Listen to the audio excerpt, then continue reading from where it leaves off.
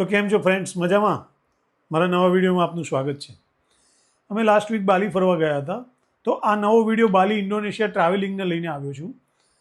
અહીંયા ફ્રેન્ડ્સ પૂજા કરવાની રીત ખૂબ જ અલગ છે. ત્યાં લોકો રિસોર્ટ કે શોપ કે ઘરની બહાર પગથિયાના આગળ વચ્ચોવચ્ચ પૂજાની સામગ્રી મૂકી પૂજા કરતા હોય છે. અમે દરેક જગ્યાએ માર્ક કર્યું, કોઈ હોટલ રિસોર્ટ હોય તો પણ પગથિયાની વચ્ચોવચ્ચ એ લોકોએ એક નાની છાબડી જેવું હોય, અંદર પૂજાનો સામાન મૂકી અને વચ્ચોવચ્ચ અગરબત્તી કરીને મૂકી હોય. એટલે ત્યાં અમને ધાર્મિકતા ખૂબ જ જોવા મળી. ફ્રેન્ડ્સ, બાલી ફરવા જવું ખૂબ મજા આવે એવી જગ્યા છે. ત્યાં ગરમી પડે છે પણ ગ્રીનરી ખૂબ જ છે. બાલી ફરવાનું બહુ ખૂબ જ સહેલું છે. તમે બાલી ફરવા જતાં જો આ વિડીયો મારો જોઈને જશો તો તમને ઘણી સરળતા રહેશે. સૌથી પહેલાં વિઝા પ્રોસેસ તમે ઓનલાઈન પણ લઈને જઈ શકો છો અને ઓન એરાઇવલ પણ વિઝા મળી શકે છે. પણ ત્યાં એરપોર્ટ પર લાઇનમાં ના ઊભા રહેવું હોય તો પહેલેથી જ ઓનલાઈન લઈ શકાય. ઓનલાઈન વિઝાની લિંક હું સ્ક્રીન પર તમે જોઈ શકો છો. બાલી ફરવા જવા માટે B1 વિઝા લેવાના હોય છે. વિઝા પ્રોસેસ માટે તમારે તમારા પાસપોર્ટની ફોટા સાઇઝની કોપીની PDF ફાઇલ, તમારા ફોટાની JPG ફાઇલ, તમારું પાસપોર્ટ સિવાય કોઈ પણ એક ID પ્રૂફની PDF કોપી, બાલીમાં જ્યાં રોકાવાના હોય ત્યાંનું એડ્રેસ, આ વસ્તુ એટેચ કરવાની હોય છે ઓનલાઈન વિઝા પ્રોસેસમાં. અને ફોર્મમાં બધી વિગત ભરવાની હોય છે, તમારું નામ, passport number, so and so, birth date, અને ઓનલાઈન પેમેન્ટ કરવાનું હોય છે. વિઝા ફી પેમેન્ટ $35 હોય છે. હા ફ્રેન્ડ, જોડે રાખવાની વસ્તુ ભૂલતા નહીં. એક તો રિટર્ન ટિકિટ, હોટલનું બુકિંગ, વિઝા પ્રિન્ટ લઈને જોડે રાખી લો. એક ટ્રાવેલ ઇન્સ્યોરન્સ પણ લેવો પડશે, તે અલગ લગભગ પર પર્સન $600 આસપાસ થશે. અને ફ્રેન્ડ્સ, તમારો પાસપોર્ટ મિનિમમ 6 મહિના વેલિડ હોવો જોઈએ, તે ચેક કરવાનું ભૂલતા નહીં. નહીં તો એરપોર્ટથી રિટર્ન આવવું પડશે. કારણ કે એ લોકોને કોઈ પણ જગ્યાએ તમે આઉટ ઓફ કન્ટ્રી જાઓ એટલે મિનિમમ 6 મહિના પાસપોર્ટ વેલિડ હોવો જરૂરી છે. ઇન્ડોનેશિયામાં બાલીમાં એક જ એરપોર્ટ છે. ઇન્ડોનેશિયામાં 80% લોકો હિન્દુ ધર્મ પાળે છે. ફ્રેન્ડ્સ, તમે ત્યાં બાલી પહોંચો પછી મોબાઈલ સિમ કાર્ડ ત્યાં એરપોર્ટ પર લેવા કરતાં તમને બહાર શોપમાં સસ્તું પડે છે. તમે ભારતથી જીઓ રોમિંગ કરાવીને પણ જઈ શકો છો. લગભગ $1500 રોમિંગ ચાર્જ હોય છે. ફ્રેન્ડ્સ, ત્યાં ભારતની કરન્સી નથી ચાલતી તો તમારે ડોલર લઈને જવું પડશે. ત્યાં ડોલર અને ઇન્ડોનેશિયા કરન્સી ચાલશે. ત્યાં એરપોર્ટ કરતાં સિટીમાં ડોલરના ચેન્જ ઇન્ડોનેશિયા કરન્સી રેટ વધારે મળે છે. ફ્રેન્ડ્સ, ત્યાં પહોંચી સૌથી પહેલાં ડોલર વટાવી ઇન્ડોનેશિયા કરન્સી લઈ લેવી જે જરૂરી છે. હા, અને તમે રેસ્ટોરન્ટમાં ખાવા જાઓ ત્યારે ઇન્ટરનેશનલ ક્રેડિટ કાર્ડથી પણ પેમેન્ટ કરી શકો છો. તે વધારે સારું પડે છે. અમે ફૂડ રેસ્ટોરન્ટમાં જ્યાં પણ જમવા ગયા હતા અમે ઇન્ટરનેશનલ ક્રેડિટ કાર્ડ જ યુઝ કર્યું. ઇન્ડિયન કરન્સી ડોલરને એમાં કન્વર્ટ કરીને અમે રેટની કમ્પેરિઝન કરી તો ડાયરેક્ટ ઇન્ટરનેશનલ ક્રેડિટ કાર્ડથી જે પેમેન્ટ કર્યું એ વધારે સારું પડ્યું. ફ્રેન્ડ્સ, ત્યાં તમને $2500 ભારતની શરૂઆતથી હોટલ રૂમ મળી શકે છે. પછી તમારી ચોઈસ ઉપર કે ઇન્ડિયન કરન્સી ભારતના જે 2500, 3000, 5000, 10,000 જેવી તમે સિલેક્શન કરો એ પ્રમાણે મળે. ફ્રેન્ડ્સ, અત્યારે ધારો કે $100 15 લાખ રૂપિયા ઇન્ડોનેશિયા કરન્સી રેટ છે. તમે ત્યાં ઇન્ડોનેશિયામાં જઈને $100 વટાવો તો તમને ઇન્ડોનેશિયાના 15 લાખ રૂપિયા મળે. ટૂંકમાં બાલીના 1 લાખ રૂપિયા એટલે આપણા ઇન્ડિયાના અંદાજે $555 થાય અને $100ના $8,500 થાય. ત્યાં શોપની બહાર કરન્સી રેટના બોર્ડ લગાડેલું હોય છે. કરન્સી ચેન્જ કરવા માટે કોઈ ડોક્યુમેન્ટની જરૂર પડતી નથી. ફ્રેન્ડ્સ, તમને ત્યાં વેજીટેરિયન ફૂડ મળશે તો પણ સાથે નાસ્તો લઈને જવો જરૂરી છે. હા, પણ નાસ્તામાં તમે દોસ્તો એક વસ્તુની કેર કરજો કે વેક્યુમ પેક કરી લેજો. કારણ કે અમને અને અમારા રિસોર્ટમાં બીજા જે રહેતા હતા એ લોકોને અનુભવ્યો હતો કે નાસ્તામાં કીડીઓ બહુ થઈ જતી હતી. એટલે ધારો કે તમે નાસ્તો છૂટો કે ખુલ્લો હોય તો તરત જ કીડી પકડી જાય. ત્યાં કીડીઓનું પ્રમાણ વધારે હોય એવું લાગ્યું. એટલે વેક્યુમ પેક કે પ્રોપર પેકિંગ હોય તો કદાચ આપણે એનાથી બચી શકાય. અને ફ્રેન્ડ્સ, રેસ્ટોરન્ટમાં જમવા જાઓ ત્યારે તેને સ્પાઇસી કહેવું પડે છે તો જ આપણને ટેસ્ટ આવશે. નહીં તો આપણને ખાવાનું સ્વીટ લાગશે. ત્યાંના લોકો સ્વીટ ખાય છે એટલે આપણે ઇન્ડિયન ટેસ્ટ પ્રમાણે કહીએ તો એને કહેવું પડે કે મને સ્પાઇસી જોઈશે તો જ આપણો પ્રોપર ટેસ્ટ આવશે. ત્યાં નારિયેલ પણ એટલા બધા મોટી સાઇઝના મળે છે કે એક નારિયેલ અને એની મલાઈ ખાઓ એટલે તમારું પેટ ભરાઈ જાય. અમે દોસ્તો બાલી પહોંચ્યા પછી ત્યાંથી અમે સીધા ઉબુડ ગયા હતા. ત્યાં એરપોર્ટથી ઉબુડ આશરે 1.5 કલાકનો રસ્તો છે અને અમે એરપોર્ટથી ઉબુડ ઇનોવા ટેક્સી કરી હતી તો તેનો ચાર્જ 4.5 લાખ ઇન્ડોનેશિયન કરન્સી થયો હતો 6 જણના. એટલે અમે ઇનોવા બુક કરી હતી એટલે 6 સીટરના 4.5 લાખ ઇન્ડોનેશિયન કરન્સી. પછી અમે ઉબુડ સિટીમાં ફરવા માટે સ્કૂટર રેન્ટ પર લીધા હતા. ત્યાં એક સ્કૂટરના 1 લાખ રૂપિયા ઇન્ડોનેશિયા કરન્સી હતા અને પેટ્રોલ આપણે પુરાવવાનું. તમારે કોઈ ઇન્ટરનેશનલ લાઇસન્સ લેવાની જરૂર નથી, કોઈ માગતું નથી. તમારા પાસપોર્ટની કોપી ઉપર જ તમને સ્કૂટર ઇસ્યુ કરી દેતા હોય છે. અને લગભગ તો તમે જે રિસોર્ટમાં રોકાયા હોય એ લોકો જ આની સર્વિસ પૂરી પાડે છે, તો કોઈ ડોક્યુમેન્ટ માગતા જ નથી. એકવાર તમે ફ્રેન્ડ્સ ટાંકી સ્કૂટરની ફૂલ કરાવી તો લગભગ 50,000 ઇન્ડોનેશિયા કરન્સીની આસપાસનો ખર્ચ થાય છે. તમને એ લોકો સ્કૂટર આપશે તો ટાંકી ફૂલ કરાવીને આપશે. પછી જ્યારે તમે એમને રિટર્ન આપો ત્યારે એ લોકો એવું કહે છે કે અમે તમને જેટલું પેટ્રોલ પૂરીને આપ્યું હતું એટલું તમે પુરાવીને આપવાનું. ત્યાં ટેક્સી કે સ્કૂટર સવારી બુક કરવા માટે ગ્રેબ અને ગોજેક એપ્લિકેશન ડાઉનલોડ કરવી પડશે. અને આઇલેન્ડ જેવા ફેરી બુક કરવી હોય તો કિયોક અને get your guide app download કરવી પડશે. તમે ડાઉનલોડ કરેલી હશે તો કદાચ તમારે ટેક્સી બુક કરવી હોય તો ઇઝી પડશે, કે ધારો કે હોટલથી એરપોર્ટ ગયા અથવા ક્યાંક ગયા તો ટેક્સી ઇઝીલી થઈ જાય છે. પણ ત્યાં સિટીમાં સ્કૂટર લઈને ફરવાની મજા આવે છે.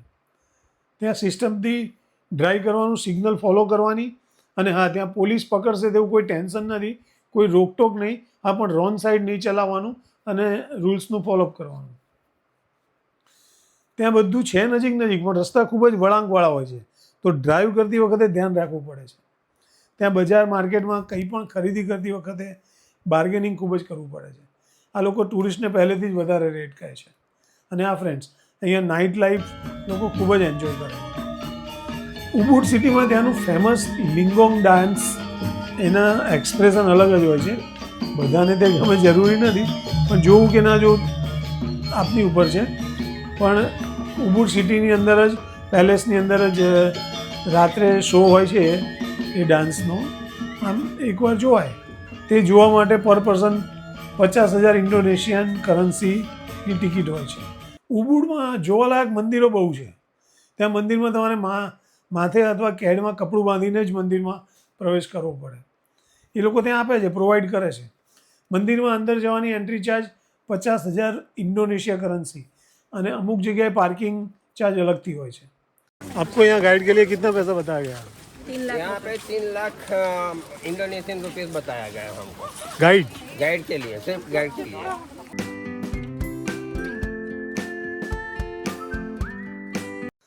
ત્યાં તીર્થા એમ્પ્યુઅલ મંદિર છે.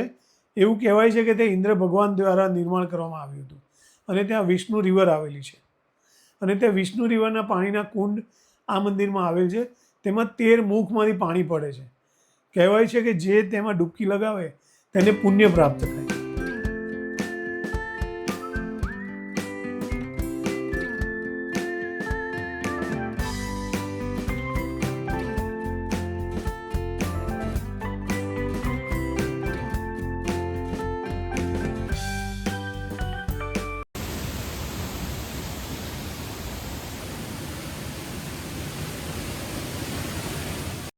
તો આવો વાત કરીએ વોટરફોલ્સની. માનુઆબા વોટરફોલ ખૂબ જ સુંદર આવેલ છે. અમુક વોટરફોલ્સ ચાર્જેબલ છે. અહીંયા પાર્કિંગ પણ ચાર્જેબલ હોય છે. ત્યાં ઘણા વોટરફોલ્સ જોવાલાયક છે અને એન્જોય કરવા જેવા છે. ત્યાં જગ્યા, વેધર, વાતાવરણ, ગ્રીનરી ખૂબ સુંદર છે.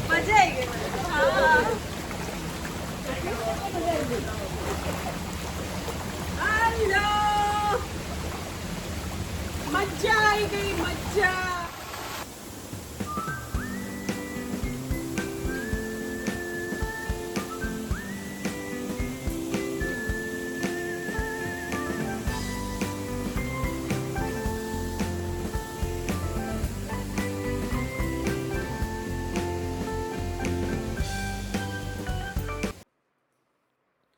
ફ્રેન્ડ્સ, વાત કરીએ તો મંકી ફોરેસ્ટ.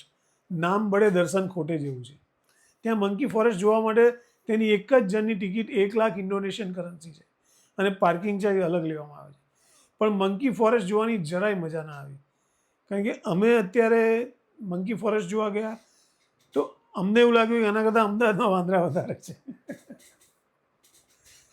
જેને જઈ શકાય જેવું નથી. ગ્રીનરી, વાતાવરણ ખૂબ જ સરસ છે. ફ્રેન્ડ્સ, ત્યાં મારા જંગલ સફારી પણ ખૂબ જ વિશાળ જગ્યા છે, જોવા જેવી જગ્યા છે.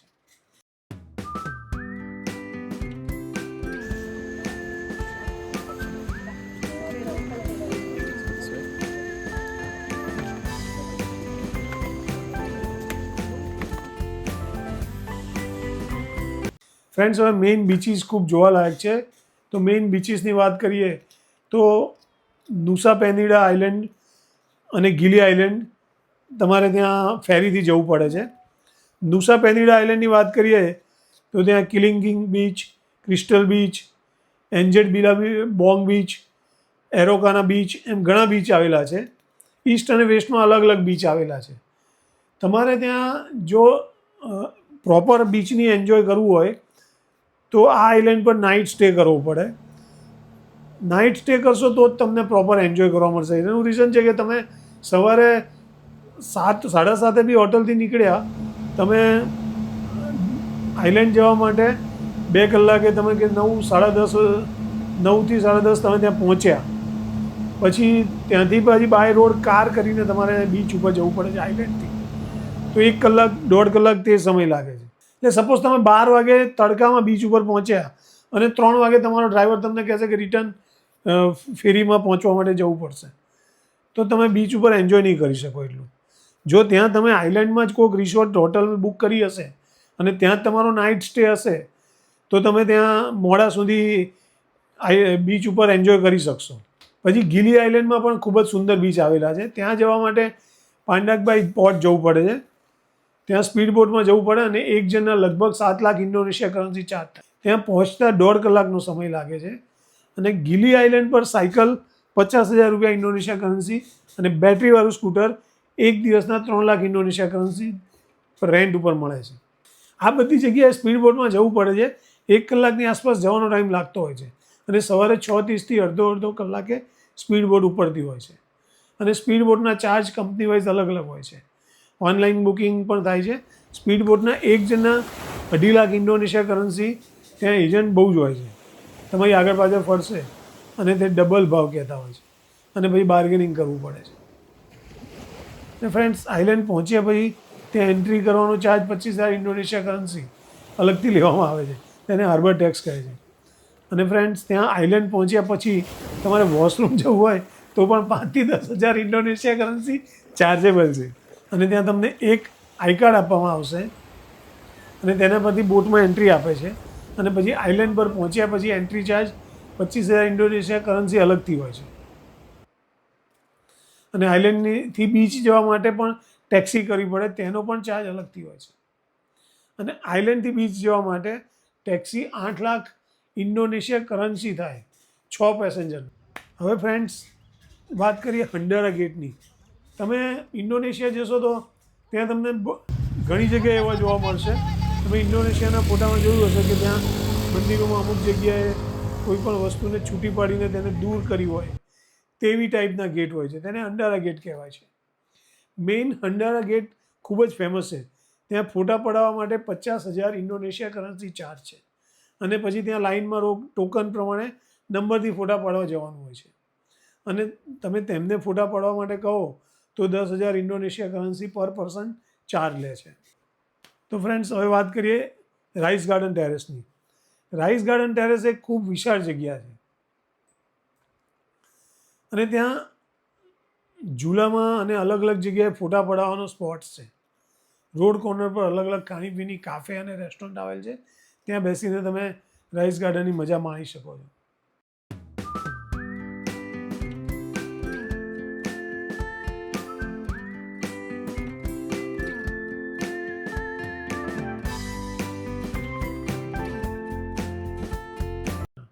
તો ફ્રેન્ડ્સ, ઇન્ડોનેશિયા અને ડોલર અને ભારતની કરન્સીનું ખૂબ જ કન્ફ્યુઝન થાય અને ટુરિસ્ટને છેતરાવાના કિસ્સા થતા હોય તો ખૂબ જ ધ્યાન રાખજો. અને હવે શોપિંગની વાત કરીએ તો ઘરના ફર્નિચરનું ડેકોરેટિવ વસ્તુ ઉબુડમાં ખૂબ જ વેરાયટીઝ છે. પણ ફ્રેન્ડ્સ, આ વિડીયો લાંબો થશે તો શોપિંગ માટે એક અલગથી વિડીયો બનાવીશું. તો મળીએ નેક્સ્ટ વિડીયોમાં.